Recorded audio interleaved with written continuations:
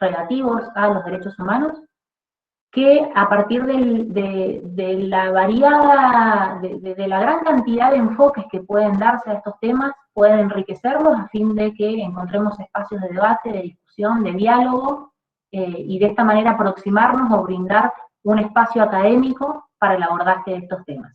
En esta oportunidad, este primer webinar está coorganizado con la Universidad de Alcalá de Henares. La verdad es que es un privilegio contar nuevamente con la colaboración y organización de actividades en conjunto con esta universidad. Ya nos une un estrechísimo vínculo, no es la primera actividad que organizamos en conjunto, no va a ser la última tampoco. Solo a modo de ejemplo menciono que el 7 de junio, en unos pocos días, comienza el concurso, la competencia en litigación internacional de la Universidad de Alcalá, donde vamos a tener nuevamente el placer de participar por parte de la Facultad de Derecho de Cuyo. Y también mencionar que estamos colaborando también con el Congreso Internacional sobre Litigación en Derecho Internacional Público, que también organiza esta misma institución. Así que felices y agradecidos de estar abriendo este ciclo de webinars en derechos humanos en conjunto con la Universidad de Alcalá de Henares, a quienes realmente agradecemos un montón. Bueno, ¿cuál es la temática de este primer webinar que hemos pensado? Es el margen de apreciación nacional. Y la pregunta disparadora, un poco para aproximarnos a esta temática, es si es una herramienta útil para interpretar los tratados regionales de derechos humanos. La idea es contar con las disertaciones tanto del doctor Andrés Rousset como de Francisco Pascual Vives, quienes nos van a acercar tal vez una aproximación por el lado del derecho internacional interamericano, del sistema interamericano, como del sistema europeo de derechos humanos, sin perjuicio de también intentar dialogar con todos los asistentes. La verdad es que es un placer contar con asistentes de México, de España, de Guatemala, de Brasil, de Perú, de Colombia, de Francia y de Argentina, así que la verdad es que, ¿qué más quisiéramos nosotros que abrir este espacio para que entre todos podamos enriquecernos con las opiniones y las aproximaciones a este tema que nos puedan acercar? Ahora sí, es un placer presentar al doctor Francisco Pascual Vives, quien abrirá la jornada de hoy. El doctor Francisco Pascual Vives es profesor titular de Derecho Internacional Público y Relaciones Internacionales de la Universidad de Alcalá, codirector del Máster Universitario en Protección Internacional de los Derechos Humanos y de la Competición en Litigación Internacional. Nos acompaña también un querido profesor de la casa, el doctor Andrés Rousset, titular de Derechos Humanos en la Universidad del Congreso y docente de esa materia en la Universidad Nacional de Cuyo, máster en Protección Internacional de los Derechos Humanos por la Universidad de Alcalá y doctor en Derecho con mención de honor por la Universidad Nacional de Cuyo. Les recuerdo que los expositores disertarán aproximadamente 20 minutos, media hora cada uno, y después vamos a abrir un espacio para que puedan hacer sus preguntas el resto de los asistentes. Los invitamos igualmente a que nos acerquen las preguntas por el chat. Y bueno, y sin más, doctor Francisco, muchísimas gracias por sumarse, lo dejo con el auditor. Muchas gracias, permítanme compartir una presentación.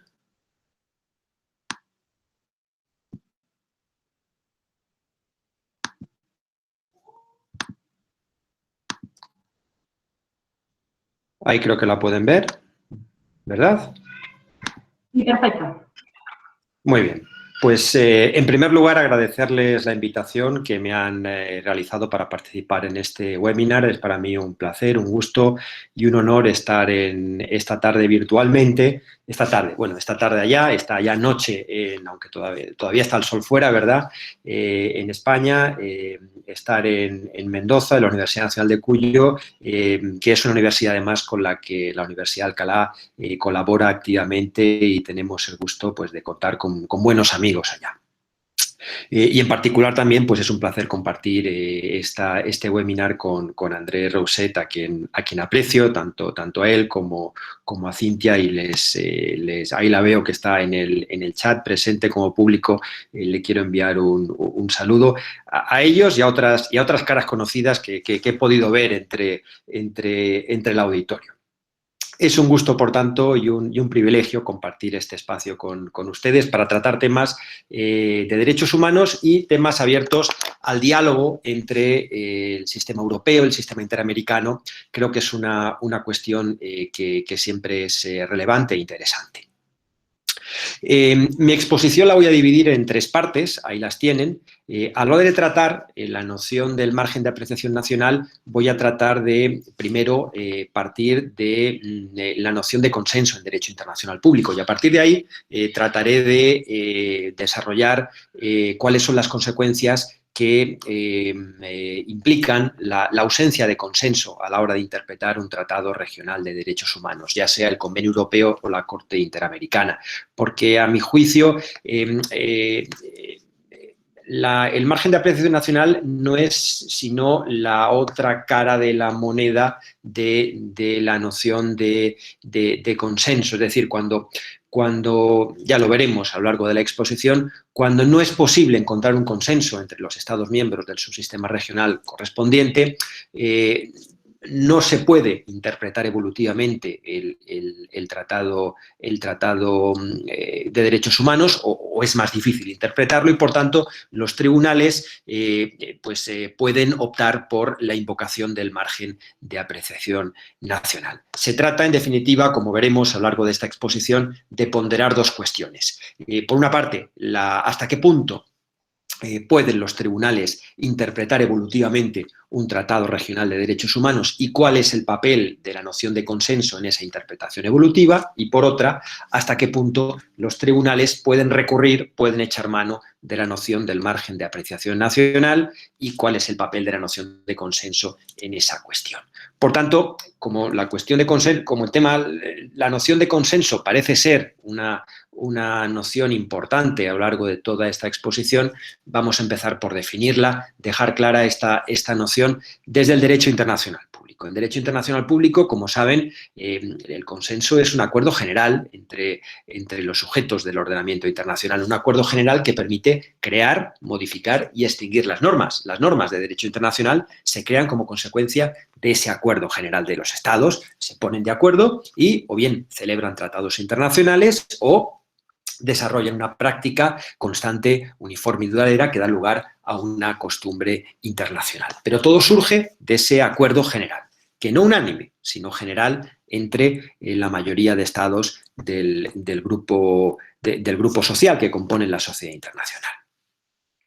Además, esa noción de consenso tiene una perspectiva polivalente. No solo nos sirve para explicar los procesos de creación, modificación y extinción de las normas internacionales, sino que incluso podría servirnos para tratar de explicar su carácter obligatorio, para dar una justificación plausible, por supuesto, no es la única, sobre la obligatoriedad de las normas internacionales. ¿Por qué son obligatorias las normas internacionales? ¿Qué es lo que hace obligatorios los tratados internacionales y, en concreto, los tratados sobre derechos humanos? Pues el interés de los estados, en que hay un interés de los estados en que esas normas recogidas en los tratados resulten aplicables en sus relaciones. Si no existiese ese interés, un interés que surge del consenso, del acuerdo general de los estados, pues esos tratados, pues de entrada, no llegarían a celebrarse, porque no existiría ese acuerdo general en negociarlos y concluirlos. Por lo tanto, como ven, la primera idea que quiero poner de relieve es que la noción de consenso en derecho internacional tiene muchos matices, y eso luego se va a ver, se va a traducir también en el derecho internacional de los derechos humanos y, en concreto, en la interpretación de los tratados regionales de derechos humanos. Porque en los tribunales regionales de derechos humanos también vamos a poder utilizarla, visualizarla desde distintas perspectivas. Me refiero a la noción de consenso. Por una parte, nos va a permitir, en ocasiones, o les va a permitir a los tribunales regionales de derechos humanos, les va a permitir interpretar evolutivamente esos tratados. Y, por tanto, cuando hacen esa interpretación evolutiva, lo que están haciendo, en definitiva, en la mayoría de ocasiones, es ampliar el contenido jurídico que esos tratados confieren a los particulares. Y, por otra parte, la otra cara de la moneda, ¿verdad? Quizá el lado oscuro, sería la de salvaguardar el principio de subsidiariedad y reconocerle deferencia a los Estados, a través precisamente de la noción del margen de apreciación nacional. Cuando no se aprecia un consenso suficiente en los Estados, partes del subsistema, es mucho más difícil que los tribunales regionales de derechos humanos opten por realizar una interpretación evolutiva, sino que en esos casos suelen, especialmente el Tribunal Europeo de Derechos Humanos, en esto hay que decirlo, se aprecia una distinción entre cómo funciona la Corte Interamericana y cómo funciona el Tribunal Europeo de Derechos Humanos. El Tribunal Europeo de Derechos Humanos, en estos casos, concretamente, cuando no hay consenso entre los Estados, cuando no hay posiciones, no hay un acuerdo general sobre la posibilidad de realizar una interpretación evolutiva, automáticamente reacciona concediendo deferencia a los Estados e invocando para ello la noción del margen de apreciación nacional, que actuaría, por tanto, como contrapeso, como mecanismo para afirmar el principio de subsidiariedad y pues, mandarle un mensaje directo a la víctima, al demandante, y decirle, no, este es un tema que no se puede resolver ante esta instancia porque pues, excede de las competencias interpretativas del tribunal. Por tanto, en derecho internacional vemos que es un concepto polivalente, la noción de consenso, pero además en derecho internacional de los derechos humanos, como vemos, también lo es. También lo es porque implica estas dos nociones, estas dos caras. Vamos a verlo ahora, pasando al segundo punto de la exposición, vamos a ver esta noción desde el punto de vista de la interpretación evolutiva, es decir, de qué forma contribuye o cómo puede contribuir la noción de consenso a activar interpretaciones evolutivas de los tratados de derechos humanos. ¿Por qué se producen interpretaciones evolutivas de estos tratados de derechos humanos? Bueno, yo creo que la respuesta es obvia. Los propios tribunales lo han dicho. Son instrumentos vivos, en el sentido de que se celebraron hace ya, pues fíjense, el Convenio Europeo es del año 50, la Convención Americana del 69. Ha llovido, ¿verdad? Desde entonces, la sociedad, el grupo social ha cambiado de manera extraordinaria en estos últimos años. Y, por tanto, no hay más remedio que pues, adaptar esos tratados a la realidad social, a los cambios que experimenta el grupo social. La otra opción sería proceder a la reforma, enmienda de los tratados, lo cual es un procedimiento, como saben, engorroso, que implica múltiples problemas. No, lo más sencillo es aprovechar el texto del tratado, pero ir adaptándolo a las nuevas realidades, a los nuevos tiempos que marca la sociedad internacional. Ambos tribunales, tanto la Corte Interamericana como el Tribunal Europeo, han reconocido, han afirmado que se trata de instrumentos vivos y, por tanto, en virtud de esa apreciación, estarían dando la posibilidad, estarían siendo anuentes a aceptar y reconocer la posibilidad de realizar interpretaciones evolutivas de los derechos allí contenidos. Por así decirlo, al reconocerle esa condición de instrumentos vivos, lo que están diciendo los tribunales es que están dispuestos a admitir interpretaciones evolutivas, claro, siempre y cuando esas interpretaciones evolutivas estén sustentadas, sean defendibles, ¿verdad? Desde un punto de vista jurídico, se presenten argumentos convincentes para sostenerlas, porque de lo contrario estarían siendo interpretaciones que orillarían el texto y el tenor de los tratados.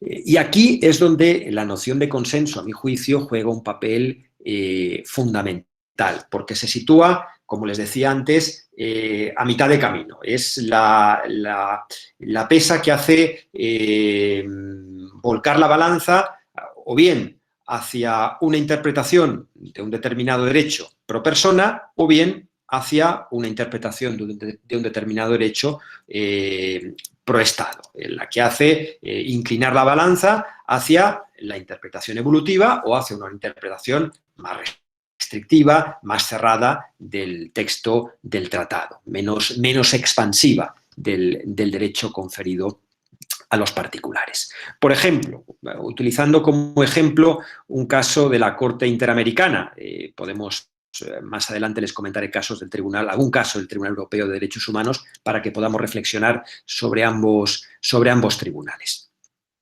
Este caso que les propongo es un caso relevante en tanto en cuanto planteaba ante la Corte el conjunto de cuestiones relacionadas con los derechos de los pueblos indígenas.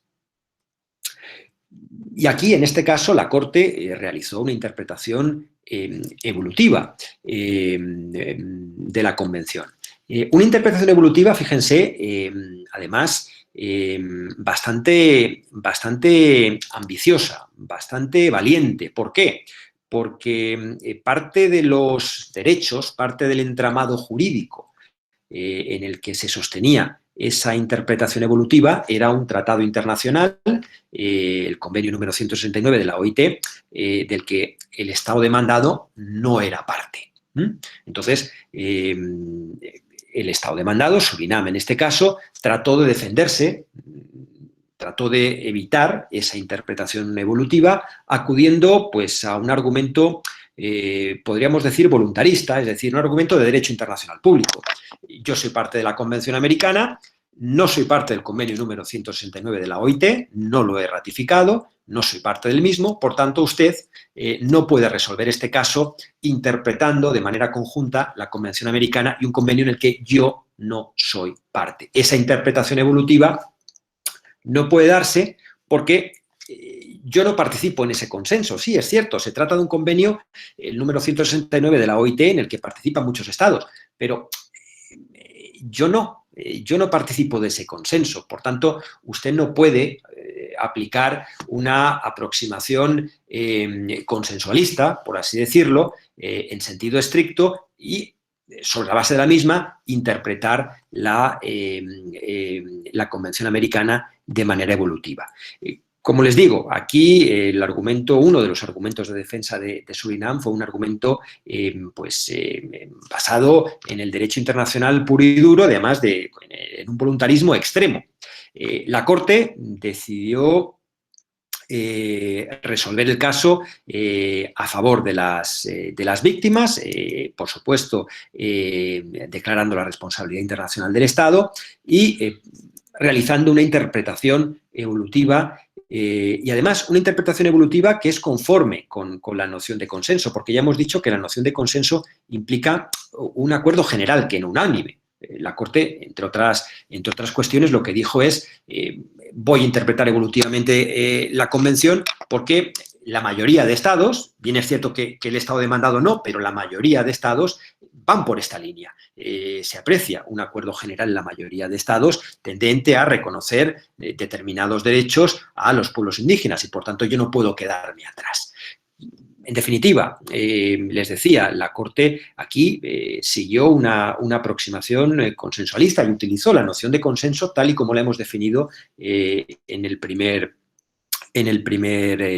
la primera parte de la exposición.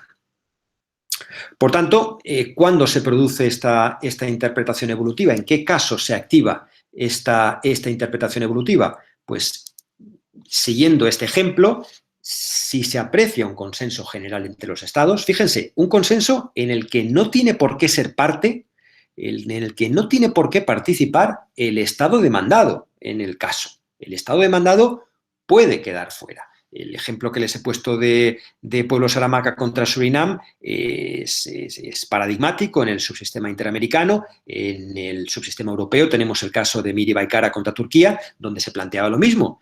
Turquía no era parte de un tratado internacional y el Tribunal Europeo rechazó ese voluntarismo extremo y dijo, bueno, usted no es parte, pero se aprecia un acuerdo general entre los estados tendente a reconocer el derecho a la negociación colectiva como un derecho contemplado, protegido y, por tanto, lo voy a aplicar en este caso. Si se aprecia ese acuerdo general entre los estados, insisto, acuerdo en el que no tiene por qué participar el estado demandado, Esa interpretación evolutiva puede activarse y, por tanto, se puede ampliar el espectro de protección de derechos conferido a los particulares, conferido a los individuos. Ese sería el resultado, por tanto, de la interpretación evolutiva. Ahora bien, ¿cómo se deduce, cómo se infiere ese consenso en la práctica de los tribunales? ¿Qué hacen los tribunales regionales, la Corte Interamericana, el Tribunal Europeo, para detectar ese acuerdo general que puede permitirles activar la interpretación evolutiva? Pues tienen distintas fórmulas, distintos mecanismos a su alcance. Ahí en pantalla tienen quizá pues, los tres más importantes. Primero, lo que pueden hacer es revisar, estudiar la propia práctica de los estados en el subsistema regional de derechos humanos. Es decir, qué han hecho los estados con posterioridad a la celebración de la Convención Americana o del Convenio Europeo, porque es posible, y de hecho ha sucedido, ¿verdad? Ha sucedido que con posterioridad a la celebración de esos tratados marco, ¿verdad?, de derechos humanos, los estados han ido celebrando tratados más particulares, más específicos, donde se reconocen pues, determinados derechos, se amplían el espectro de protección de determinados derechos, la Convención Europea sobre Minorías Nacionales, la Convención de Belén do Pará en el ámbito interamericano, por ejemplo, por ponerles dos ejemplos.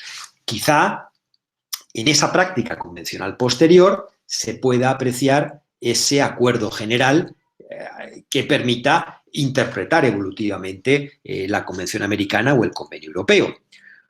Otra posibilidad sería acudir a instrumentos internacionales, ajenos al subsistema regional, generalmente tratados universales de derechos humanos, que podrían permitir también activar esa interpretación evolutiva. Como ven, en estos dos casos, tanto en la práctica convencional de los estados en el subsistema regional como otros instrumentos internacionales, estamos haciendo referencia a tratados internacionales, o bien de carácter general o bien tratados de carácter universal. Pero hay una tercera opción y consistiría en acudir a instrumentos de carácter institucional, es decir, no tratados internacionales, sino, por ejemplo, declaraciones, resoluciones elaboradas en el seno del propio subsistema regional de derechos humanos. Por ejemplo, en el caso del sistema interamericano, resoluciones de la Asamblea General de la Organización de Estados Americanos. Quizá esas resoluciones podrían dar pie a activar interpretaciones evolutivas de la Convención. Aquí quiero hacer una breve precisión, y es que, claro, cuando los tribunales regionales de derechos humanos acuden a este último instrumento, a esas resoluciones de carácter institucional, al derecho derivado de la organización internacional, hay que tener muy presente que en ocasiones ese derecho derivado no tiene carácter vinculante, no crea obligaciones jurídicas para los Estados miembros. Entonces, desarrollar interpretaciones evolutivas sobre la base de resoluciones que no tienen carácter vinculante puede ser peligroso. Entraña, a mi juicio, cierto riesgo de activismo judicial, y eso es algo que podemos debatir luego, si quieren, en el debate, lo podemos desarrollar en el debate. Lo dejo planteado simplemente ahí. Creo que es una consideración. No es lo mismo acudir a un tratado internacional, ¿verdad?, y sobre la base del mismo activar la interpretación evolutiva invocando ese consenso, ese acuerdo general, que acudir a un instrumento que no tiene carácter vinculante a priori. Otra cosa es que a posteriori ese instrumento institucional adquiera esa condición obligatoria. Por ejemplo, si se puede definir o deducir que se ha convertido en una norma consuetudinaria, es decir, que ha creado posteriormente una norma, una costumbre internacional. Pero esa es una cuestión que, lógicamente, debería ser probada y demostrada. Vamos a pasar a la tercera cuestión, al tercer escenario que nos planteábamos al principio de la exposición. ¿Qué sucede cuando los tribunales recurren a esos tres instrumentos o mecanismos, tratados de carácter regional, tratados de carácter universal o incluso resoluciones de las organizaciones internacionales en las cuales operan y no logran apreciar un acuerdo general entre los estados? Bueno, pues en ese caso se produce de entrada la imposibilidad, en teoría, de desarrollar una interpretación evolutiva del derecho que se esté discutiendo, del derecho controvertido. Si el tribunal no aprecia ese consenso, pues lógicamente no tiene argumentos. Si no hay un acuerdo general entre los estados que permite dilucidar una evolución en la concepción de ese derecho, pues el tribunal se queda sin argumentos para desarrollar la interpretación evolutiva y no tiene más remedio que reconocerle deferencia a los estados y en el caso del subsistema europeo, pues lo ha hecho a través de la doctrina, a través de la noción, mejor dicho, porque doctrina no creo que sea una doctrina en sentido estricto, a través de la noción del margen de apreciación nacional. Es el recurso, ¿verdad? El recurso de estilo, por así decirlo, que el Tribunal Europeo de Derechos Humanos utiliza cuando quiere conceder, otorgarle deferencia a los estados. Quizá el ejemplo, uno de los ejemplos paradigmáticos de la aplicación de esta doctrina tiene que ver con el caso de la exhibición del crucifijo en las escuelas públicas italianas, el caso Lauzi y otros contra Italia, que es un caso pues, resuelto en el año 2011. Tiene ya, como ven, se ha convertido en un precedente, pero a mí me gusta siempre ponerlo como ejemplo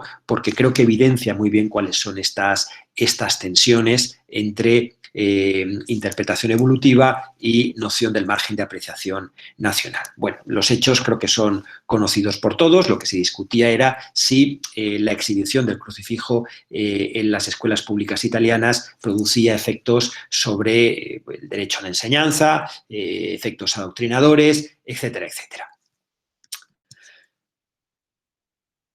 Este asunto llegó al Tribunal Europeo de Derechos Humanos y la sala del Tribunal Europeo de Derechos Humanos que lo enjuició resolvió a favor de las partes demandantes, afirmando que el Estado debía mantenerse neutral ante el fenómeno religioso y que la exhibición del crucifijo no suponía, no iba en esa línea, sino todo lo contrario. Y por tanto dictó una sentencia favorable a las partes demandantes.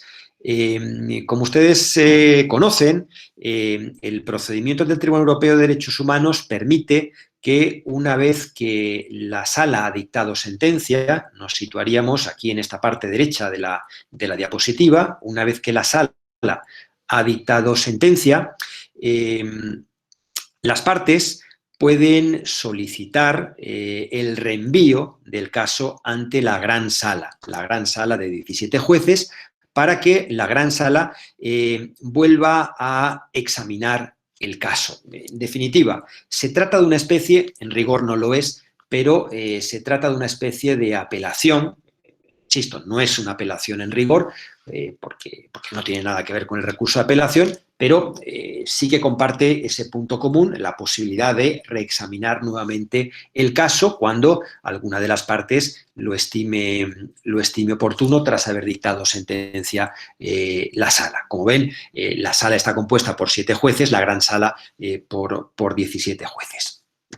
Pues bien, este caso precisamente fue uno de los que llegaron a la Gran Sala. Italia solicitó que el caso fuera conocido nuevamente por la Gran Sala, que se le remitiera a la Gran Sala, y en este procedimiento ante la Gran Sala hay que decir que Italia no estuvo sola, fue acompañada de la mano nada menos que de otros 10 Estados miembros del Consejo de Europa que defendían una posición bastante similar a la posición defendida por Italia. Eso es importante. es un argumento, un argumento de hecho importante a tener en cuenta. La escenografía, si me permiten, estaba Italia como Estado demandado, pero es que además intervinieron como partes intervinientes un abogado representando a otros 10 Estados miembros que apoyaban de alguna forma la posición sostenida por Italia. Y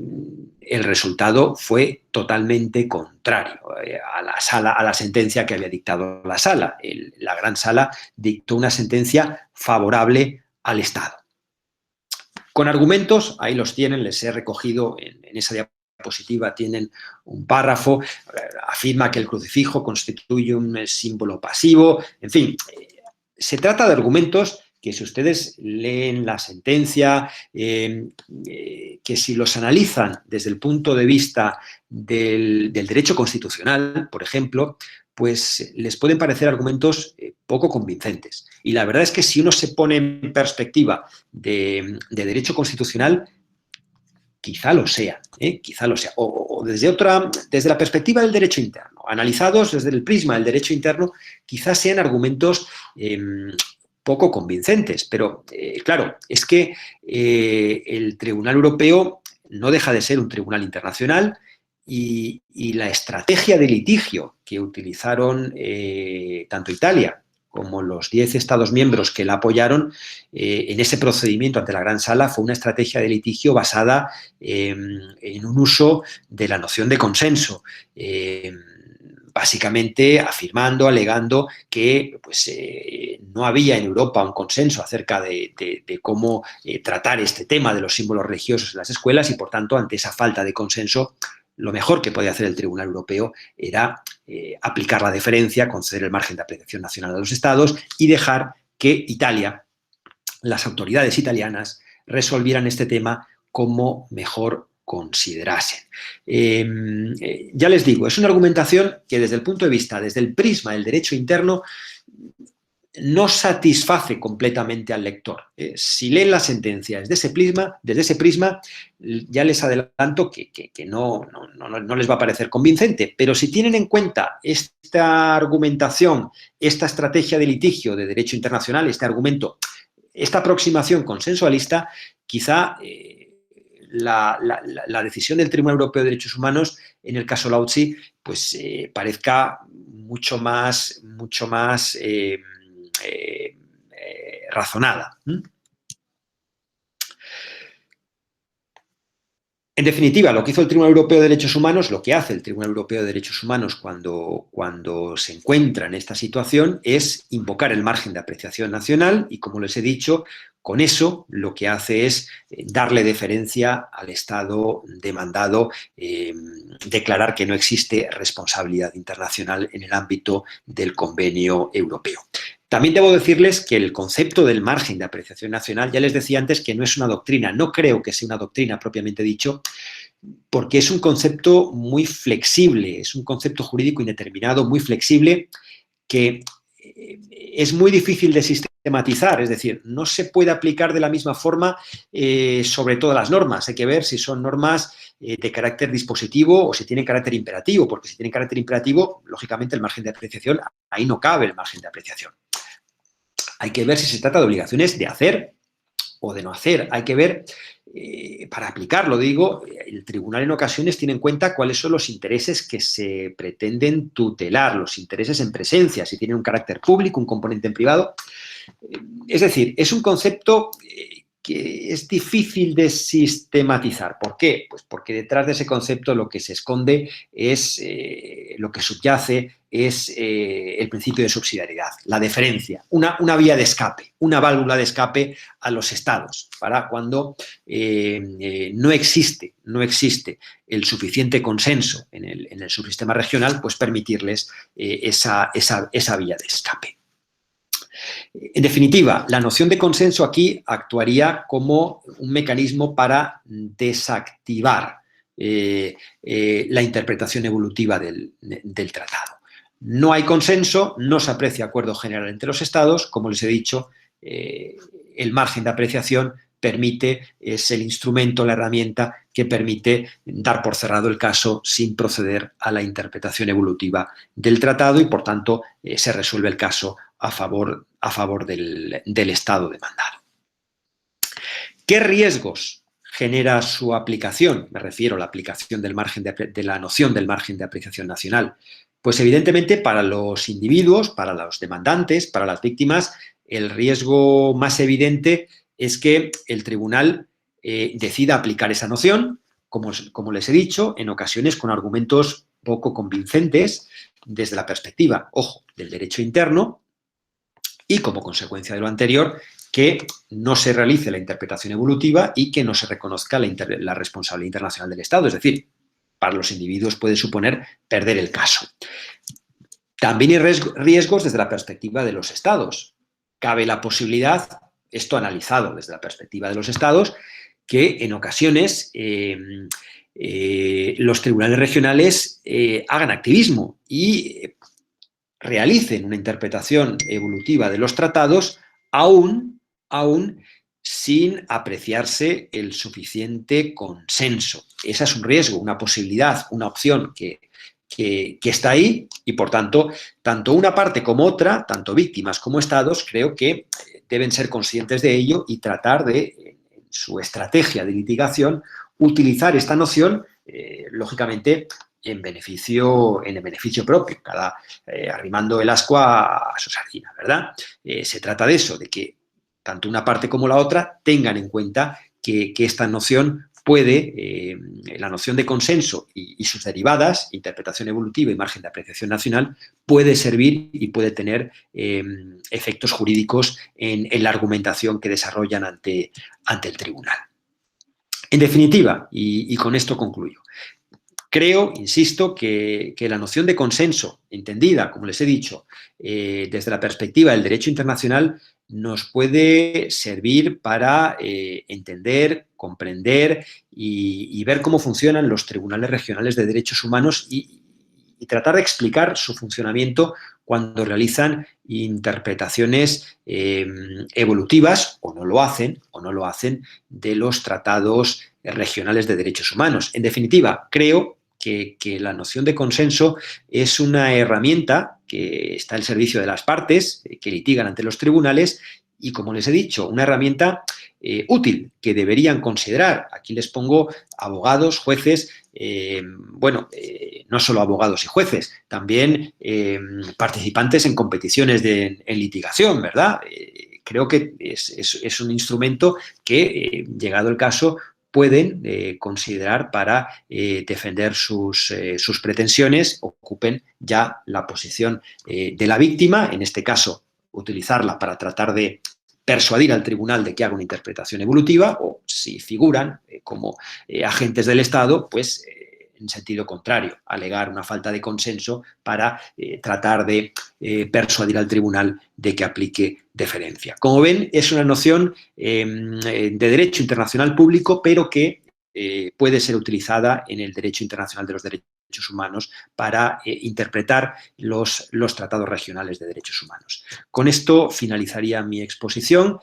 Agradezco la atención prestada y quedo abierto al debate que se abrirá posteriormente para ampliar las cuestiones que estimen pertinentes. Muchas gracias.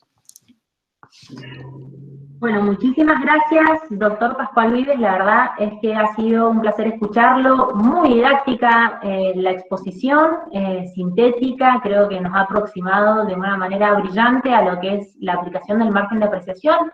No voy a decir doctrina para seguir su criterio de que no es una doctrina, pero sí tal vez un concepto, una idea que es compleja de entender. Así que muchísimas gracias por su exposición. Ahora sí le vamos a ceder la palabra al doctor Andrés Rousset. Andrés, la presentación formal ya fue realizada, ahora simplemente te cedo la palabra y te agradezco de antemano también la presentación. Muchas gracias, Laura. Muy buenas tardes para todas, muy buenas tardes para todos. Profesor Pascual Vives, es un gran gusto verlo. Mi saludo y el de Cintia, que, bueno, no se ha podido conectar, ya está aquí, por lado mío. Nosotros tuvimos la posibilidad de hacer el máster de la Universidad de Alcalá, una experiencia maravillosa, y bueno, en este momento Cintia está con el souvenir que volvió con nosotros de España, que ya tiene 6 años. Está intentando evitar que aparezca y haga su show delante de las cámaras. Así que bueno, nuestro saludo de parte de ambos. Es un gran gusto compartir esta exposición con el profesor Pascual Vives, porque cualquier investigación que quiera ser profunda sobre el tema de margen de apreciación tiene que contar necesariamente con sus trabajos. Él ha publicado, hay un trabajo maravilloso del profesor Pascual en el Anuario Español de Derecho Internacional, tiene un libro sobre consenso basado en interpretación el consenso como forma de interpretación de los tratados de derechos humanos, publicado por la prestigiosa editorial de Brill. Es un gran autor sobre el tema, y bueno, su exposición lo ha demostrado.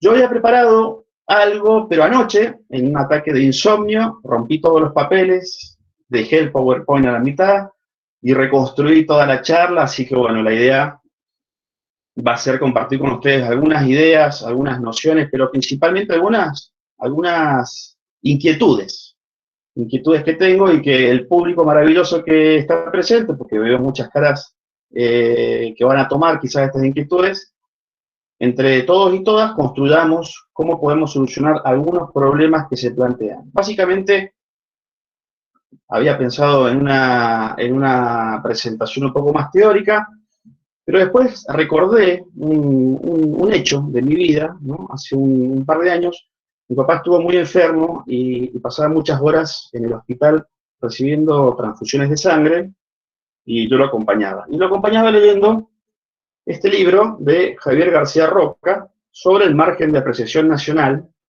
un libro maravilloso. Mientras acompañaba a mi papá, yo pensaba, bueno, intentaba estudiar un poco sobre la sangre, porque claro, uno cree que porque es abogado sabe de todo, y no es así.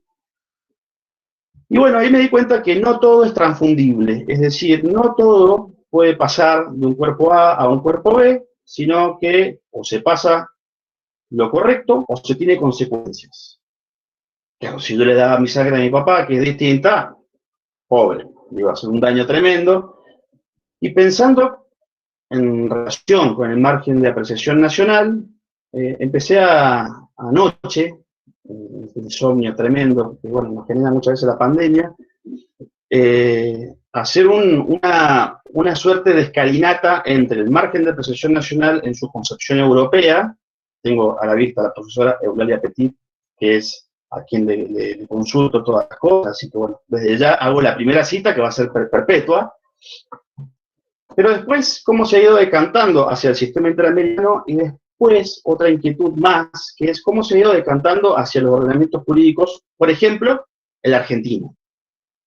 Incluso anoche yo tenía una postura sobre la posibilidad de que exista el margen de apreciación en el sistema interamericano negativa, y a partir de anoche ahora creo que es positiva. Creo que puede existir y creo que incluso ya existe. Entonces, bueno, hecha esa pequeña presentación, que en realidad les cuento, me sirvió a mí para entrar en calor, vamos a primero hacer algunas consideraciones generales de esta interesantísima noción, complicada también, por cierto, del margen de apreciación nacional. Yo les invito a que desropemos el concepto de palabras claves. Saquemos margen, saquemos apreciación, saquemos nacional, y pensemos en una regla de convivencia, de defensa, en donde el órgano de supervisión regional le concede al Estado la posibilidad de tomar decisiones en el armado de sus políticas públicas, ya en un contexto de tratado internacional firmado, en donde existe una barrera que es el principio de subsidiariedad, que además le va a permitir al Estado reparar primero el mismo daño en caso de que se produzca, en donde el tribunal le promete que no va a actuar como un tribunal de cuarta instancia, porque hay que pensar, la fórmula de cuarta instancia no hay que pensarla en negativo, sino en positivo. El tribunal le dice, yo puedo revisar, siempre y cuando usted haga las cosas mal. Si las hace bien, hay una regla de convivencia, y eventualmente, si en ese margen dije la palabra margen, no, en ese ámbito, en esa libertad que tiene el Estado, viola una obligación internacional, la supervisión aparece. Eso es de alguna manera el margen de apreciación nacional llevado a términos muy prácticos. Porque claro, hablamos de deferencia. La deferencia implica que el Estado, si hizo las cosas bien, va a quedar absuelto, simple, lisa y llanamente. Les digo esto cuando quiera explicar por qué considero que el margen de depreciación ya se está viendo en el sistema interamericano. Es cierto, no es una teoría, ha sido una de las críticas, es una construcción jurisprudencial que surge en los primeros dictámenes del Comité Europeo de Derechos Humanos, hablamos de 1959 a 1967, principalmente hay 2 o 3 fallos que son relevantes en aquel momento, y qué implica, en pocas palabras, el margen. Yo me voy a quedar con qué implica el margen en sus primeros fallos, ¿no? En Loveless, en Handyside, en una formulación más tradicional, y ya voy a explicar por qué, pero básicamente implica que, primero, cuando surgió el margen de depreciación, surgió en un contexto de emergencia. El Estado, en situaciones de guerra o de seguridad, situaciones complicadas, tomaba decisiones y el tribunal aceptaba ciertas decisiones que tomaba el Estado. Por ejemplo, en el caso de Lawless es detenido sin orden y el Estado de Irlanda dice, bueno, mire, yo lo detuve porque esto me permite pacificar, tiene una función en un contexto de seguridad complicado, entonces el Tribunal Europeo absuelve al Estado. Le da la razón, le dice, no, lo que usted hizo lo hizo dentro de ciertos límites y está permitido. Implica que este ámbito de deferencia vaya de la mano con la supervisión internacional. Si a Lawless lo hubiesen torturado, no existe margen, no hubiese habido absolución y hubiese habido condena. Implica, como dice el pastor Ruidrejo, y también la doctora Gabriela Ábalos en un trabajo lo explica de esta misma manera, que en la formulación convencional de un derecho queden algunos huecos, algunos vacíos, y el Estado está en mejores condiciones de llenar ese hueco o ese vacío, y además implica finalmente que el margen se va a ampliar o se va a achicar según, como dijo el profesor Pascual Vives, haya mayor o menor consenso. En un caso de tortura de un detenido, no va a haber margen directamente, y en el caso, por ejemplo, de la discusión sobre la maternidad subrogada, bueno, vamos a tener muchísimo más margen.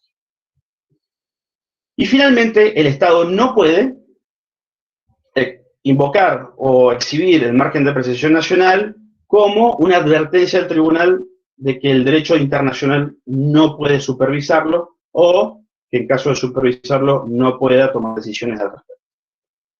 Es una teoría que ha tenido muchas críticas, como bien explicó el profesor Pascual Vives, es la gran discrecionalidad que va a tener el tribunal, la aplicación distinta en distintos casos, y esto ocurre, bueno, cuando un determinado instituto tiene una respuesta de jurisprudencia, bueno, suele pasar estas cosas, es como lo que ocurre con el control de convencionalidad en el sistema interamericano. No es recomendable que haya exageradas precisiones, porque lo que termina pasando es que hacemos incumplible el mandato que pretende el tribunal de alguna manera comunicarle al Estado. No es una doctrina, y se ha dicho, bueno, en el derecho internacional encontramos algunas frases interesantes, por ejemplo, el juez Yusuf, en su momento, respecto de las inmunidades de jurisdicción, dijo, y hay más agujeros que un queso suizo. Bueno, ahora, por ejemplo, el margen de apreciación se ha dicho, y es una noción más resbaladiza que una anguila, siempre hay esas referencias casi gráficas a lo que es el margen. ¿Hay margen de apreciación en el sistema interamericano? Hasta anoche yo creía que no. Y le conté a la profesora Aurora Petit, porque la diferencia horaria hacía que cuando yo me estaba acostando, ella se estaba despertando, entonces hice una suerte de catarsis noctámbula tremenda, pero bueno. A ver, ¿qué se ha dicho al respecto? Cansado Trindade es un autor que niega que pueda existir el margen de apreciación nacional en el sistema interamericano. Esto quiero contarles que lo estoy usando como un puente para pasar a mi mayor preocupación, que es la formulación del margen de apreciación nacional en el derecho argentino. Estoy abriendo el reloj, ahí está, para no existir.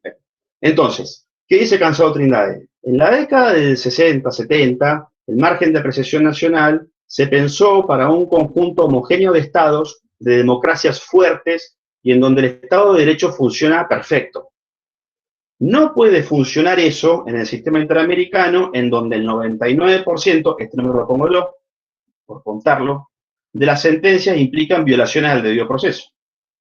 Entonces, y algo así le ocurre ahora a Europa, dice Cansado Trindade, en donde después del ingreso de todos los países del bloque soviético, esa homogeneidad se pierde y nos encontramos con democracias más débiles, y entonces hay que reformular el concepto de margen de apreciación.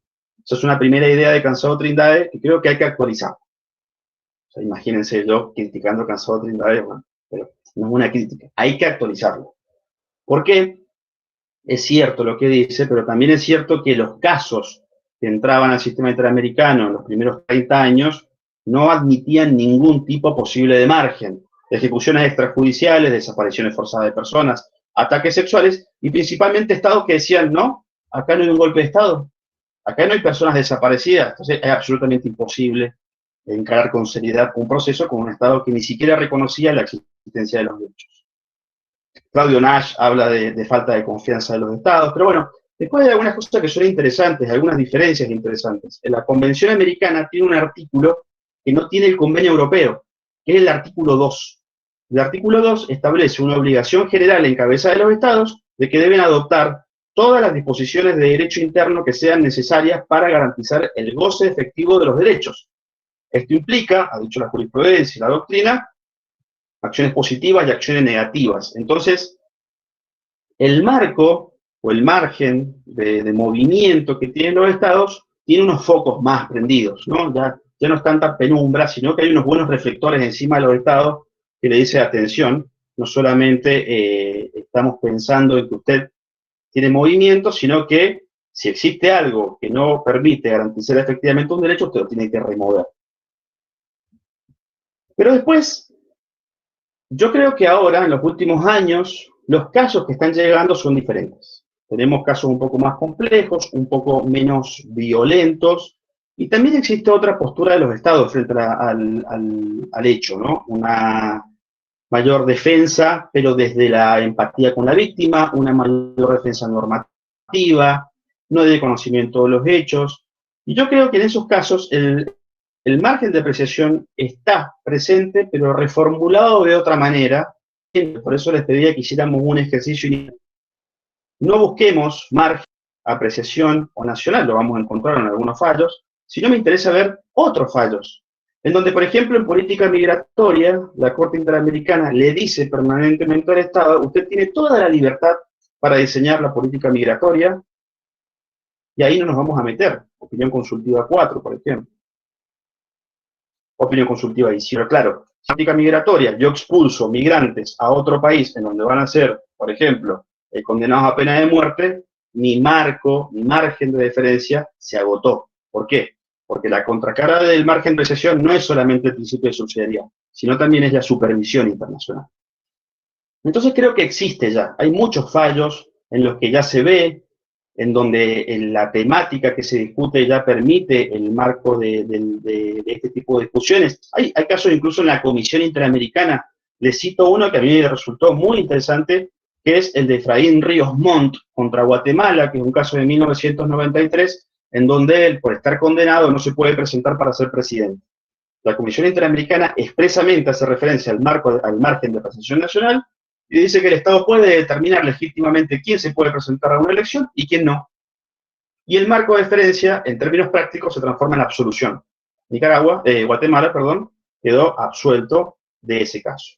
Y así encontramos otros precedentes en donde cuando el Estado ha hecho las cosas bien, dentro de los límites que tiene, el resultado es justamente evitar la condena internacional. Recientemente, para poner un ejemplo complicado, el caso Arram Sujur contra Paraguay, de una investigación por desaparición forzada de personas en donde el Estado es absuelto porque inició con debida diligencia todos los procedimientos que tenía que hacer, activó todas sus obligaciones internacionales. Entonces, y hay frases de la Corte que nos dan a entender que en casos principalmente de derecho electoral, derechos políticos, algunos casos de libertad de expresión, puede empezar a discutirse esta cuestión del margen de apreciación, pero más que nada en el juego este de libertad de acción, pero con respeto y prudencia respecto de las obligaciones internacionales asumidas. Bien, hay un tema también muy interesante que hay que tener presente, que es la diferencia que existe entre el sistema interamericano y el sistema europeo en cuanto al cumplimiento y la ejecución de las sentencias. Ese es un ámbito que nos obliga a estudiarlo en el sistema interamericano, cuando en el sistema europeo, por ejemplo, no se estudia por una cuestión más práctica de que la supervisión de la sentencia y la determinación de las medidas de reparación se llevan adelante en un ámbito político, en un comité de ministros de Relaciones Exteriores, en donde hay otros juegos de presiones, en donde se presentan planes de trabajo, en donde el comité lo acepta o no lo acepta.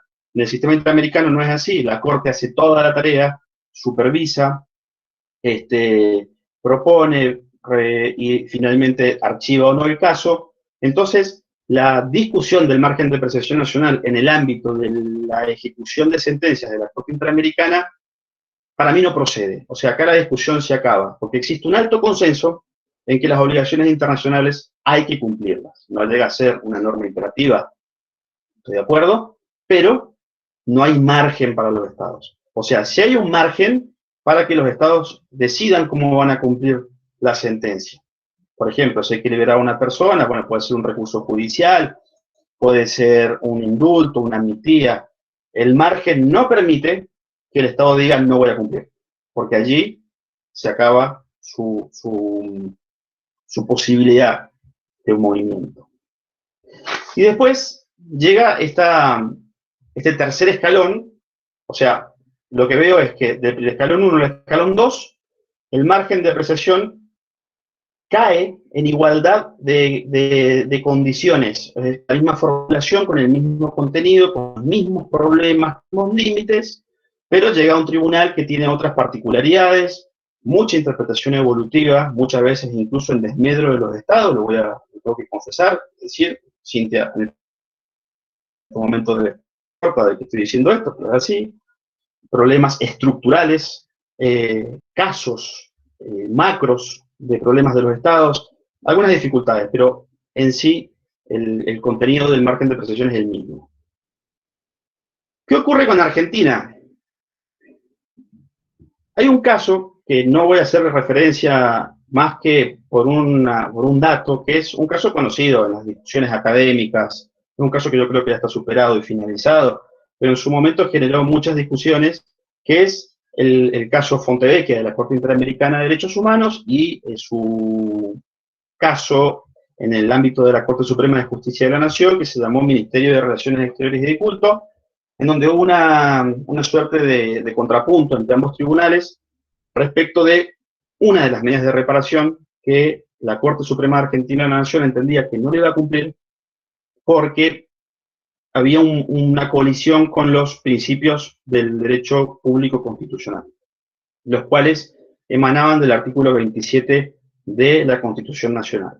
Este problema ya creo que superado, porque bueno, creo que finalmente hubo un diálogo entre la Corte Interamericana y la Corte de la Nación, se solucionó, esta medida de reparación ya está cumplida, el caso no se ha cerrado porque no se han pagado las indemnizaciones solamente, pero en este fallo se hace referencia en dos ocasiones, tanto en el voto de la mayoría como en el voto de uno de sus jueces, el juez Rosati, a el margen de apreciación nacional, tercer escalón, sistema regional europeo, sistema regional americano y sistema local. Quiero que entiendan que el escalón es una figura gráfica, no estoy hablando de jerarquías, ¿no?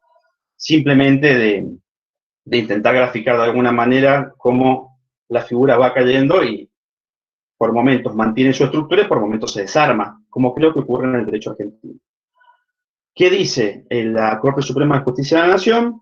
Habla de esferas de reserva soberana, el artículo 27, los principios generales del derecho público constitucional, entre los cuales está que la Corte Suprema de Justicia de la Nación es el órgano supremo, y entonces nadie, o en palabras mías, ¿no?, puede exigirle al tribunal que deje sin efecto su propia sentencia.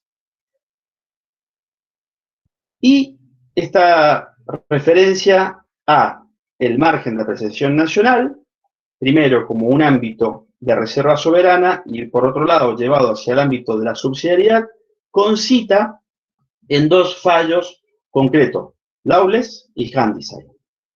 Entonces, esto ha generado, digo, no voy a opinar del caso, ¿no?, sino de cuáles han sido las distintas discusiones doctrinarias que se van planteando y jurisprudenciales, ¿no? que se van planteando en la materia. Hay un trabajo de la doctora Gabriela Ábalos, que para mí es la mejor exponente del tema en Argentina, y la única capaz de encontrar una solución que beneficie a todas las partes del juego, porque ella tiene una concepción del control de convencionalidad y del principio de persona muy interesante. Y en su trabajo ella cuenta algunas manifestaciones. Las voy a hacer brevemente porque se me acaba el tiempo. Pero, por ejemplo, hay un ex magistrado de la Corte Suprema de Justicia de la Nación que entendía que el artículo 27 de la Constitución Nacional era un valladar al derecho internacional y el margen de apreciación una puerta, una esclusa que decidía si entraba o no entraba, por ejemplo, el derecho internacional. Otro juez, ex juez también de la Corte Suprema de Justicia de la Nación, en el caso Expósito, que es un caso de la Corte local, pero que era donde se discutía la responsabilidad internacional del Estado por el caso Bulacio, es el comisario acusado de la muerte de Walter Bulacio, que es un caso contra Argentina en el año 2003, que decía que la cuestión se tenía que resolver con el derecho local, no con el derecho internacional, de manera que no era posible aplicar disposiciones de imprescriptibilidad del derecho extranjero. Esto es un tema muy interesante porque si hay algo que hay, por lo menos cierto consenso en la bibliografía que he reseñado y que he leído, las graves investigaciones a las violaciones de derechos humanos quedan fuera del margen de protección nacional. La doctora Ábalos nos habla de la necesidad de crear un margen de apreciación nacional, coherencia del carácter de la Constitución Nacional como suprema y definitiva para los intérpretes nacionales, y de alguna manera armonizar todos los temas que confluyen a la discusión, el valor de las sentencias dictadas contra el país, el valor de las sentencias dictadas contra otros países, el control de convencionalidad. Pero creo que lo que falta trabajar es, en general, ¿no? Y me ofrezco a trabajarlo o a pensarlo, es que estas teorías del margen de apreciación nacional hay que buscarle también el ámbito o el espacio concreto cuando se plantea en el marco de un contencioso internacional. Es decir, si tenemos las discusiones en abstracto, podemos llegar a una conclusión en materia del margen de apreciación nacional, pero como tenemos un caso concreto en donde la Corte ya condenó, en donde el margen como defensa del Estado ya no funcionó, en donde tenemos una instancia de supresión de cumplimiento que es obligatoria, en donde no tengo margen porque hay consenso, entonces, bueno, la cuestión ahí se complica un poco más. Por ejemplo, 3 preguntas finales que me hice anoche y algunas respuestas que no son, por supuesto, para nada concluyentes, ¿no? Pero, ¿se puede importar o transfundir el margen de apreciación nacional del derecho europeo al derecho argentino, a invocar esto en el sistema interamericano? Sí, por supuesto que sí. Principalmente como un elemento de defensa. En donde los estados demuestren que se han movido, que han actuado en el marco de su legítima potestad de diseñar las políticas públicas. Y así lo ha hecho, por ejemplo, Brasil en el caso de Escher, el caso de Paraguay que les contaba. Son pocos los casos, por supuesto, en donde los estados son absueltos, pero son precedentes importantes a tener en cuenta. ¿Se puede hacer en los mismos términos que en Europa? Por supuesto que sí. Y así lo ha hecho, por ejemplo, el tránsito entre el sistema europeo y el sistema interamericano, sin perjuicio de que no se pueda todavía terminar de definir por problemas más propios de la región. ¿Se hace así en Argentina? No. En Argentina no. ¿Por qué? Porque desropamos al margen de apreciación nacional, que es un concepto del derecho internacional, y lo pensamos como un concepto de derecho local. Y ahí generamos problemas, porque, por ejemplo, si el caso ya está en la órbita internacional, porque el caso se está litigando, porque está ante el tribunal, el artículo 27 de la Constitución Nacional es una norma local que no puedo invocar en el derecho internacional. Lo dice la Convención de Viena, es un principio de costumbre internacional, es hasta un principio general del derecho, que yo no puedo invocar disposiciones de derecho interno para incumplir una obligación internacional. Y otros problemas más que se puede plantear. ¿Es posible hablar de un margen nacional, para cambiar las palabras, de apreciación que funcione como compatibilidad entre el derecho local y el derecho interno? Sí, claro que es posible. Pero para eso hay que entenderlo como eso, como una compatibilidad, no como una puerta de apertura de ingreso o de egreso del derecho. No perder de vista, y eso me llamó mucha atención cuando el doctor Pascual Vives hablaba desde la perspectiva del derecho constitucional, y es cierto, lo que tenemos que hacer es arrimar posiciones para prever los dos escenarios. el escenario constitucional, pero también el escenario internacional, porque lamentablemente cuando hablamos de derechos humanos, en la gran mayoría de los casos estos dos escenarios confluyen, y un elemento de resiliencia que puede ser para superar todos estos problemas, que es el diálogo interjurisdiccional. ¿Y por qué digo todos estos problemas? Porque el seminario lleva el nombre propuesto por el profesor Pascual Vives, que es el derecho, el margen de apreciación internacional como una herramienta para interpretar tratados. Y yo lo he estado pensando en estos días como el margen de apreciación nacional como una herramienta para procurar el cumplimiento efectivo. En Europa funciona de una manera, en el sistema interamericano puede empezar a funcionar. Yo creo que en muy poco tiempo vamos a empezar a ver formulaciones más concretas, quizás no con las mismas palabras. Es como cuando se habla en España, y creo que los profesores españoles me lo van a corregir, pero por ejemplo ahora se está hablando en España del control de convencionalidad. Los jueces españoles todos los días hacen control de convencionalidad, pero no lo dicen así entrecomillado. Son fenómenos que ya existen en la práctica de los estados y de los magistrados, pero principalmente del derecho argentino. Yo observo que todavía falta delimitarlo, porque en este cambio de espacios, en este marco, veo que se ha desfigurado. Y no es una apreciación personal. El problema es que se cita dos fallos del Tribunal Europeo que dicen absolutamente lo contrario. Entonces, o dejamos de citar esos fallos, o adecuamos nuestra concepción del margen de apreciación nacional, basada, como dijo la doctora Ábalos en su trabajo, en un fuerte principio pro persona, teniendo en consideración el derecho internacional y pensando cómo generar o llevar esto principalmente a través del diálogo interjurisdiccional, que creo que es una de las cosas que tenemos que trabajar y uno de los debates que nos debemos. Así que bueno, muchas gracias por tu atención. Intentó cumplir el tiempo. Laura no me ha hecho ninguna cara, ninguna seña. Así que creo que estoy bien. Bueno, muchas gracias. Muy amables. Muchísimas gracias, Andrés, por la presentación. También ha sido un placer escucharte. Ambos expositores han estado súper respetuosos del tiempo, así que estamos también agradecidos por eso, en especial para nuestros amigos residentes en Europa, que ya como nos dijo el profesor Pascual Vives, ya está cayendo y terminando el día. Bueno, vamos a abrir un pequeño espacio de preguntas. Tenemos un auditorio súper calificado. En las presentaciones incluso se ha hecho citas de las autoridades aquí presentes. La veo a Gaby, la veo a Eulalia Petit, así que también, por favor, siéntanse, más que con la libertad de habilitar micrófono, casi les pediría que habiliten micrófono. También la veo a Silvina y no me quiero olvidar de nadie porque no veo todas las cámaras prendidas, pero la idea aquí es generar un espacio de diálogo. No veo tampoco preguntas en el chat. Si quieren, yo puedo hacer una primera aproximación, alguna pregunta, pero por favor, de verdad invito a todos a que habiliten el micrófono y hagan la pregunta. Yo me animaría a romper el hielo de las preguntas. La pregunta sería, ¿qué papel juega tal vez el concepto de competencia? Esto principalmente en relación a algunas cosas que dijo el profesor Pascual Vives, en términos de que si para elaborar la idea de este margen de apreciación tenemos que acudir, o en parte se pone en juego esta idea de la interpretación evolutiva, que supone ampliar el alcance de un tratado. Entiendo que esos fueron más o menos los términos utilizados. Alcance que en principio no tendría el tratado, sino que en virtud de esta interpretación de la necesidad de brindar un mayor alcance, es que acudimos a la interpretación evolutiva, en vez de tal vez recorrer todo el trayecto que supondría una reforma de un tratado.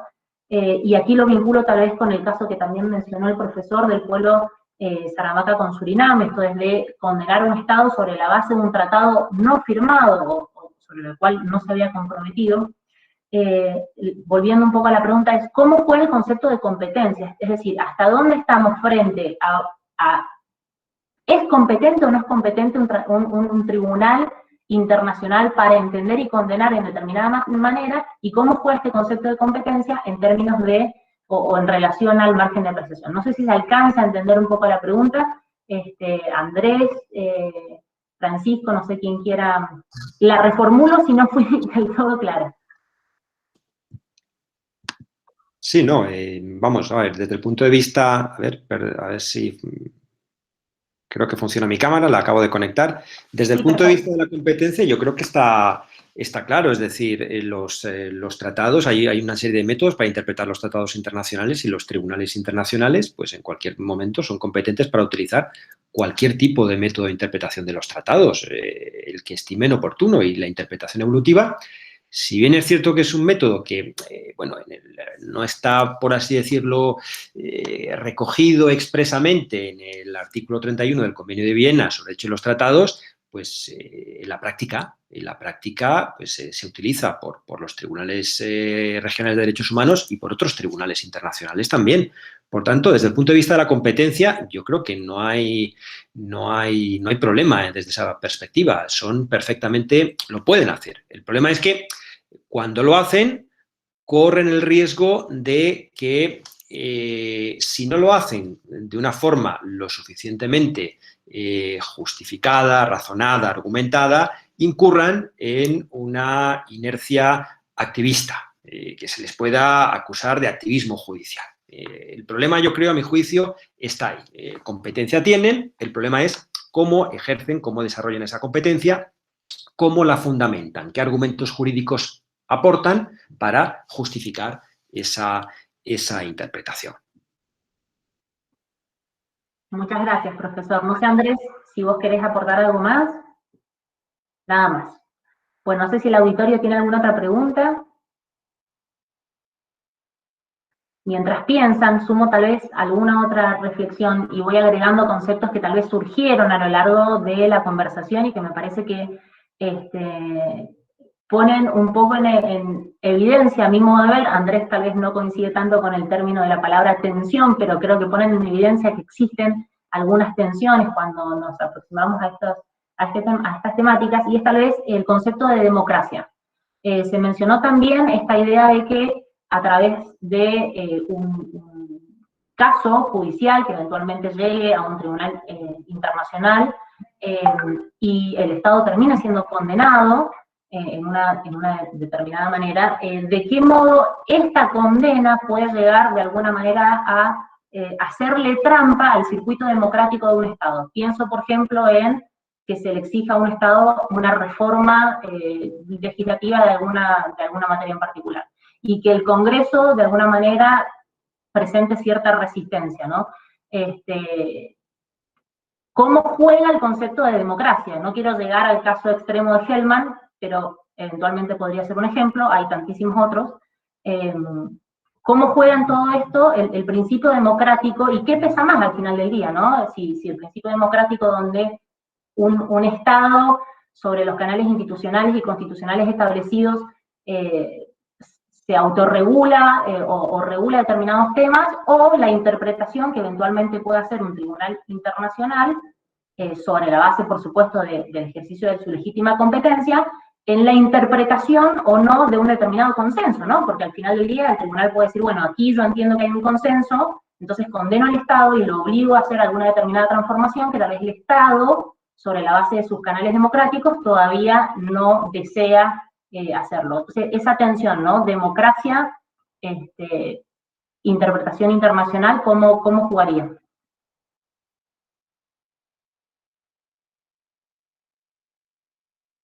No sé si Andrés quiere intervenir. Yo, sobre esto, pues me gustaría reflexionar sobre la opinión consultiva de la Corte Interamericana en el tema planteado por Costa Rica del matrimonio igualitario. Fíjese, ese es un tema donde también está presente la noción de consenso, pero a nivel interno. En este caso, el gobierno costarricense se había comprometido a una reforma legislativa para equiparar la situación jurídica de los homosexuales con el resto de individuos, ¿verdad?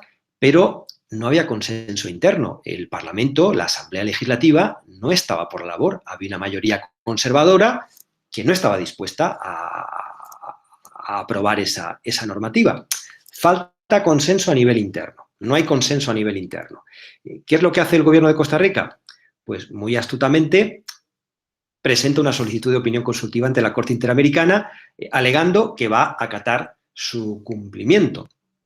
Ese, a mi juicio, es un ejemplo de hasta qué punto se pueden dar ciertas tensiones entre los ordenamientos constitucionales, entre el funcionamiento del reparto de poderes de las instituciones del Estado y el papel que pueden jugar los tribunales internacionales de derechos humanos. Porque si analizamos, dejando a un lado la parte sustantiva de este caso, si analizamos el caso desde el punto de vista formal, aquí lo que hace el gobierno es evitar buscar el consenso ad intra.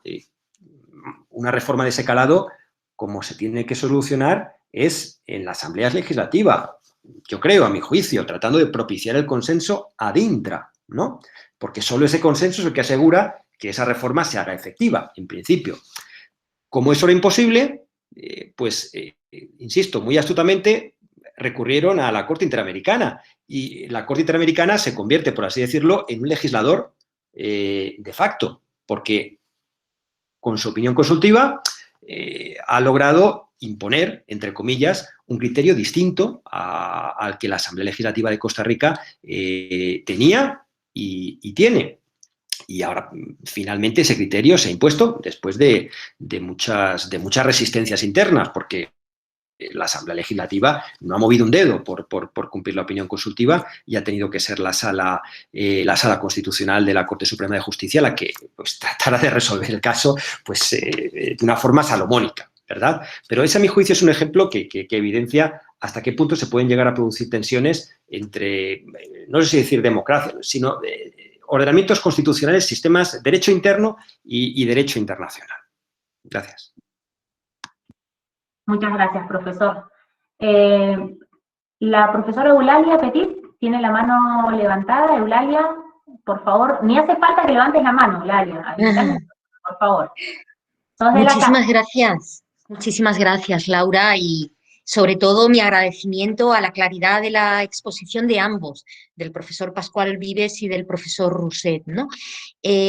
Ambas intervenciones me suscitan muchas cuestiones, pero básicamente en relación con lo que nos ha expuesto el profesor Pascual Vives, para mí siempre una preocupación importante, porque yo tiendo a ser un tanto germánica en mi manera de analizar las cuestiones, es la inconsistencia de la teoría del propio Tribunal Europeo de Derechos Humanos, no solamente en su aplicación del margen de apreciación, sino en el papel del propio consenso y cómo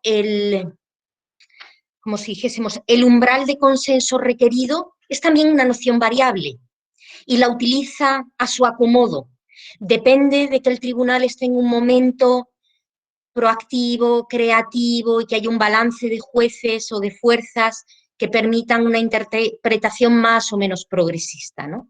Entonces, al final, todas estas teorías es cierto que son una construcción o un intento dogmático sobre el ejercicio que hace el propio tribunal, que lo hace sin dogmatismo, sin tener un estudio coherente de su propia doctrina, ¿no? Por la propia naturaleza cambiante de la composición de las salas, de la propia gran sala, y eso a mí siempre me ha generado una cierta inseguridad y creo que genera una inseguridad desde la perspectiva del particular cuyos derechos se tratan de defender. Y no voy a entrar a casos, yo tampoco soy una conocedora tan profunda, porque la jurisprudencia en concreto del Tribunal Europeo de Derechos Humanos es, bueno, algo que no hay vidas, no hay días, no hay horas en una vida para conocerla, pero en los pocos derechos o casos en los que me he podido ir metiendo, no es difícil encontrar esas incongruencias, ¿no? Entonces, era simplemente poner de manifiesto este dato y, desde luego, escuchar al profesor Pascual Vives si tiene algo que pueda calmar mi inquietud, desde luego me vendrá muy bien. Y en relación con la intervención del profesor Rousset, con el que estos días, pues sí, hemos tenido oportunidad de hablar de algunas cuestiones, hay algo que me ha parecido brillante dentro de la parte de la exposición, porque dentro de la parte relativa al ordenamiento argentino, pues evidentemente lo único que puedo hacer es aprender como una esponja de Gabriela, de Silvina, de ti, Andrés, pero en relación con la posición de Cansado, que nos manifestabas y con esa interoperabilidad o no del concepto de margen de apreciación en el sistema interamericano y el europeo. Y creo que has puesto el dedo en la llaga, si se me permite la expresión, o en uno de los puntos muy importantes que a veces olvidamos cuando nos planteamos qué es y cómo se utiliza el margen de apreciación. El margen de apreciación requiere de un presupuesto de partida, y es que estemos hablando de derechos limitables, de derechos que permiten que el Estado establezca una ponderación entre el derecho y otro derecho y un interés público. Es decir, que entiendo a Cansado cuando decía, es que ante una desaparición forzosa no cabe plantearse el margen de discrecionalidad. Es que ante un derecho inderogable dudo mucho que el Tribunal Europeo de Derechos Humanos introdujese. Y creo que eso es brillante que nos lo hayas recordado, porque a veces entramos a saco con el margen de apreciación sin pararnos a pensar que el margen de apreciación también en el ámbito del Tribunal Europeo no se aplica a toda circunstancia. Y has enunciado muy bien el contexto en el que nace. Nace relacionado con ciertos derechos, claramente del 8 al 11 que tienen esas cláusulas de limitación, aunque luego se ha hecho extensión de esa doctrina a derechos que aparentemente no muestran un párrafo específico que contemple las limitaciones, como puede ser el 5, como puede ser el 6, como pueden ser otros derechos, pero también en relación con la derogación. Es decir, el margen de apreciación, en primer lugar, surge en relación con las derogaciones y con cómo se hace el balance, la ponderación entre si existe una causa suficientemente justificada y grave para el Estado para suspender ciertas garantías, para suspender ciertos derechos. Y creo que eso me ha encantado oírtelo, porque estos días que hemos estado hablando de estos temas no lo hemos hablado. Y me ha parecido preclara tu insomnio de anoche. Así que muchísimas gracias a ambos. Realmente no son preguntas, pero me encantaría seguiros oyendo hablar de estas cuestiones.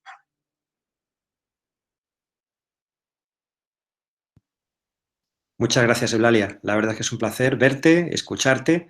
Si me lo permites, es cierto. Y recordar una cosa, el primer caso donde se invoca este concepto por el Tribunal Europeo que ha comentado Andrés es un caso interestatal. Es que comienza en un caso interestatal, que luego, a partir de ahí, ha ido permeando a casos que no eran interestatales. Entonces, claro, hay que tener también eso en consideración y ponerlo en su debido contexto, pero es que el margen de apreciación nace en ese contexto.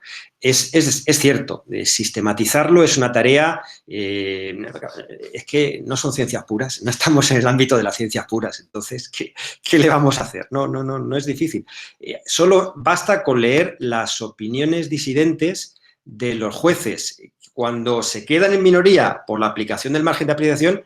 Es que uno lee las opiniones disidentes y hay jueces que no saben realmente y hacen verdaderas protestas, se quejan. Yo creo que después de alguna noche o semana de insomnio, ¿verdad?, para entender la sentencia, pues llegan a la conclusión de que es imposible, que no lo ven claro, porque una de las riquezas que tienen estos tribunales, que comentaba Eulalia también, claro, los derechos humanos son transversales, son tribunales internacionales, pero no están compuestos por internacionalistas en su mayoría. Hay jueces con un perfil muy diverso, muy distinto. Entonces, en ocasiones se producen ciertas interferencias. El diálogo entre tribunales, a veces hay que aplicarlo también al diálogo entre los jueces de los propios tribunales, que por su distinto perfil, pues en ocasiones pueden tener sensibilidades distintas y eso crea en ocasiones, a mi juicio, problemas, sobre todo en un tribunal como el Tribunal Europeo de Derechos Humanos, con un gran número de jueces, donde las salas tienen una composición muy diversas. Igual a uno le puede tocar una sala donde hay una presencia notable de internacionalistas o no, y quizá ese detalle puede marcar el hecho de que la invocación de la noción de consenso pueda tener éxito, más éxito o menos. Entonces, creo que son cuestiones que deben valorarse también, por supuesto. Andrés, te doy la palabra, que te veo ahí con ganas. Está silenciado, Andrés.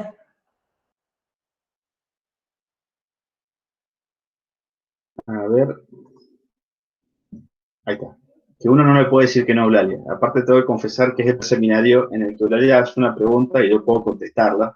Tenemos una historia de preguntas que tengo que estudiar. No, mira, Eulalia, gran parte del esfuerzo que uno pone en el estudio y en esas noches largas se debe también a la generosidad.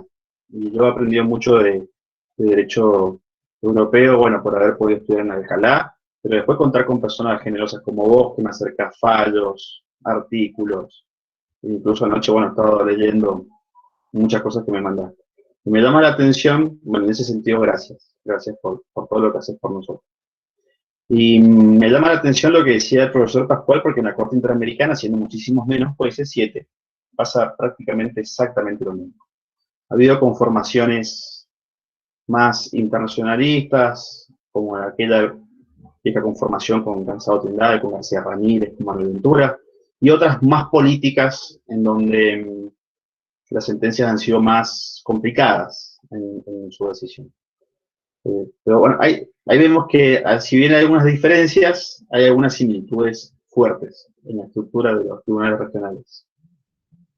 Bueno, gracias Francisco por darme la palabra, gracias Laura. Hay unas personas que han levantado la mano, así que... Yo justamente de hecho te iba a agradecer públicamente, porque por algún motivo no veo todas las manos en la configuración de acá en mi pantalla, pero Andrés me hizo saber que Silvina pidió la palabra. Gracias, Silvi. Esto es más fácil, a la vieja usanza. Silvi, habilitar el micrófono. También está Alejandra Pinto, y otra persona como JR, puede ser, no sé quién es, pero también habría levantado la mano, así que sugiero ese orden: Silvina, Alejandra y JR. Bueno, María Laura, muchas gracias. Me sumo, y no por una formalidad, sino porque realmente uno disfruta estos espacios, a agradecerles las reflexiones tanto a Francisco José Pascual Vives y a Andrés Rousset. Realmente estos espacios nos enriquecen, nos hacen repensar, y bueno, y además nos permiten encontrarnos con profesores amigos que uno lo siente cercano a pesar de estar tan lejos, como pasa con Eulalia. Así que bueno, muchas gracias María Laura. Lo mío es una muy brevísima reflexión que de algún modo, o comentario, que me suscitan ambas exposiciones. Cuando hablamos del margen de apreciación nacional, a mí me gusta darle un nombre propio, y me gusta hablar del margen de maniobra de los estados, ¿no? Este margen de maniobra, de acción de los estados. Y claro, depende desde la matriz o desde la pista que nos pongamos, a veces este contenido más, digamos, analizado desde el derecho público interno que desde el derecho internacional. Pensaba precisamente ante la pregunta que se formulaba Andrés, si es posible hacer, como en Europa, esta aplicación del margen de actuación, ¿no?, o de maniobra de los estados, este margen de apreciación. Y claro, por ahí en Argentina, y coincido con su respuesta, es cierto que cuesta, o no se hace, porque tenemos en pistas diferentes dos artículos 27. Por un lado, el artículo 27 de la Constitución Nacional, pero poniendo el acento desde la perspectiva del derecho público interno. Pero no nos podemos olvidar, desde el derecho internacional público, la presencia del artículo 27 de la Convención de Viena de los Tratados, en donde realmente le doy, desde esta pista, desde esta perspectiva, un valor superlativo, porque es el mismo Estado soberano el que está decidiendo suscribir un tratado, en donde se buscan este consenso, estos acuerdos generales. Y bueno, desde esa perspectiva, creo que es ahí donde estamos teniendo cierta dificultad. Dos artículos 27 en juego, y bueno, poner en valor, ¿no?, desde dónde apreciamos este margen de maniobra de los Estados. De todas formas, en materia muy especial de derechos humanos, creo que por ahí el salvoconducto puede estar precisamente en algo que ya se ha dicho, que tiene que ver en el diálogo interjurisdiccional como en el diálogo entre los propios jueces del mismo tribunal. Me parece que pensándolo a esto en términos, yo diría, dialécticos y funcionales, en materia de derechos humanos, es de algún modo la pista que nos permite conducir un poquito mejor. Pero bueno, nada más que eso. La verdad que todo esto da para pensar y repensar. Agradecerles muchísimo y un cariño muy grande también a los demás amigos que nos acompañan. Gracias. Bueno, muchas gracias Silvia, muchas gracias por tu reflexión. Silvina Bronnol, para quienes no la conocen, es profesora también de la Facultad de Derecho de la Universidad Nacional de Cuyo, en Derecho Público Provincial y Municipal, y aparte especialista en Derecho de la Integración. Si les parece, seguimos entonces con Alejandra Pinto, luego con Jaime, que ahora sí lo veo. ¿Qué tal, Jaime? ¿Cómo estás? Y ya ahí sí damos por concluida la actividad, por respeto también al horario, a la franja horaria que nos distancia con nuestros amigos europeos. Alejandra, habilitame. Hola, buenas tardes, buenas noches aquí ya.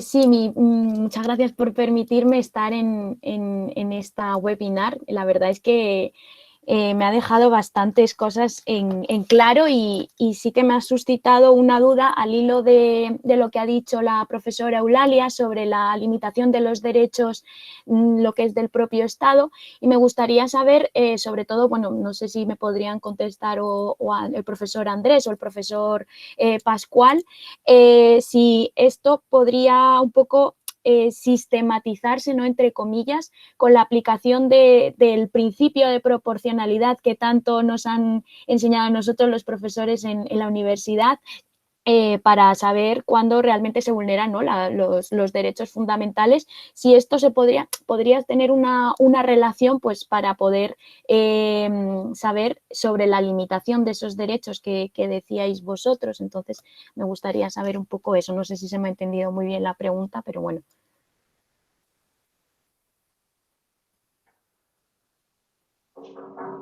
Sí, yo brevemente, Alejandra, gracias por tu pregunta, tu inquietud. Yo creo que la personalidad es, por lo menos en todo, leyendo, estudiando, viendo en los fallos, principalmente la proporcionalidad es lo que te indica si el Estado actuó correctamente dentro de sus márgenes o actuó ultra vires. En muchos fallos en donde no hay cuestiones tan complicadas, incluso, por ejemplo, hay un caso, el único caso en donde no hay discusión de garantías del debido proceso, que es el caso Olmedo Bustos, la última tentación de Cristo, que es un caso muy parecido, es el típico caso que podría haber entrado como margen de apreciación porque es igual a otros casos del Tribunal Europeo como Handicide, por ejemplo, que es la facultad que tiene el Estado de determinar la mejor posición para entender que hay que entender por moral pública, por ejemplo, para limitar un derecho. Y en casos como ese, que están como en el medio de las franjas de discusión, la proporcionalidad para mí es el elemento decisivo para determinar si corresponde la supervisión o no, y si da en el ámbito de la supervisión, si corresponde la deferencia o no. Para mí es trascendental y bueno, siguiendo por supuesto las líneas que sigan los tribunales. El sistema interamericano sigue todos los test de proporcionalidad del sistema europeo, así que estamos en la misma lógica.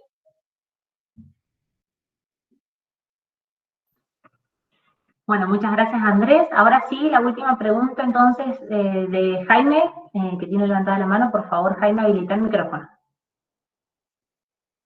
Ahora sí. Bueno, yo quiero primero que nada agradecer la oportunidad de estar en este webinar y agradecer, bueno, me siento la verdad como en un examen de grado, pero espero que no sea mal calificado. Me pareció muy interesante, para que no se me olvide la idea, lo que afirma el profesor Rousset sobre el empleo del margen de apreciación nacional para mejorar el cumplimiento efectivo de la sentencia de la Corte. Creo que eso es fundamental, y yo creo que la verdad es que escucho esto, digamos, lo primero es que lo escucho en este tipo de actividades, y me parece que hay que profundizar en ese tema, digamos, ya que hay algunos profesores, por ejemplo aquí en Chile, que sostienen que la inviabilidad del ejercicio del control de convencionalidad porque el alto nivel de incumplimiento de la sentencia, que es un tema que yo creo que hay que abordar. Me parece a mí que eso es muy, muy interesante. Sin embargo, a lo mejor puedo estar equivocado, no sé, que cuando hablamos de margen de apreciación, y ahí hablaba la profesora Aurelia, que decía, hacía una acotación muy importante respecto de la composición de los tribunales y quiénes son los que componen los tribunales.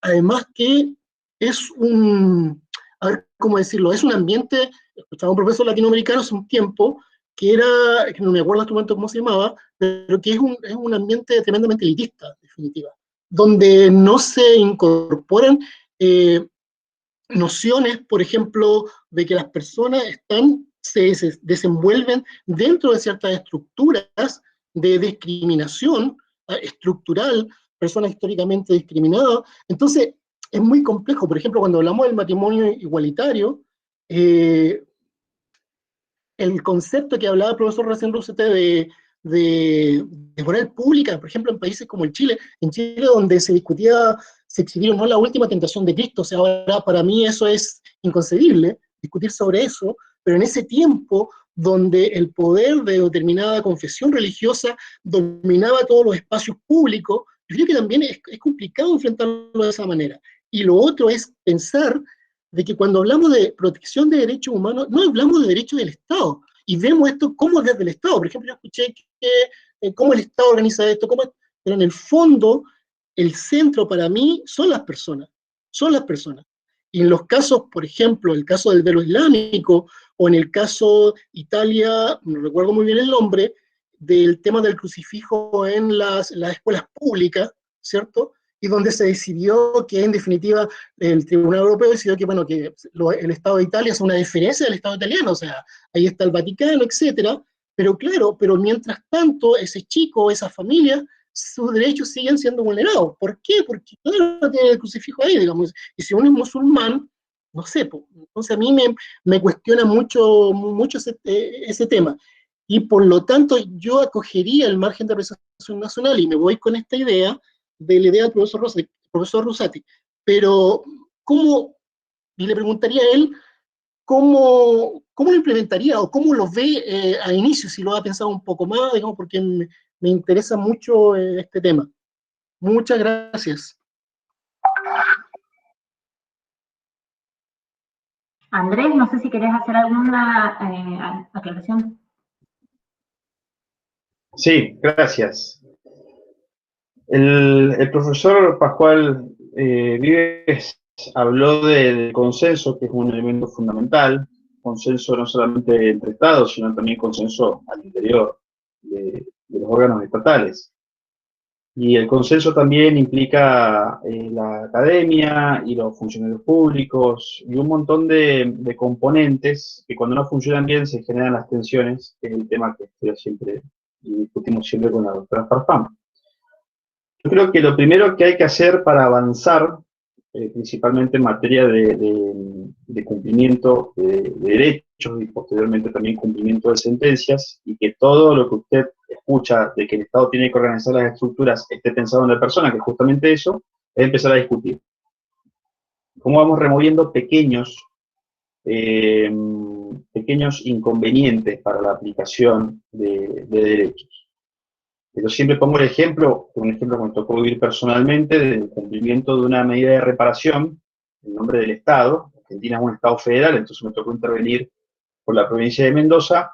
Había que poner una placa recordatoria en donde se pedía perdón por 2 personas desaparecidas, y con quien era el subsecretario de Justicia en ese momento diseñamos la placa en 15 minutos.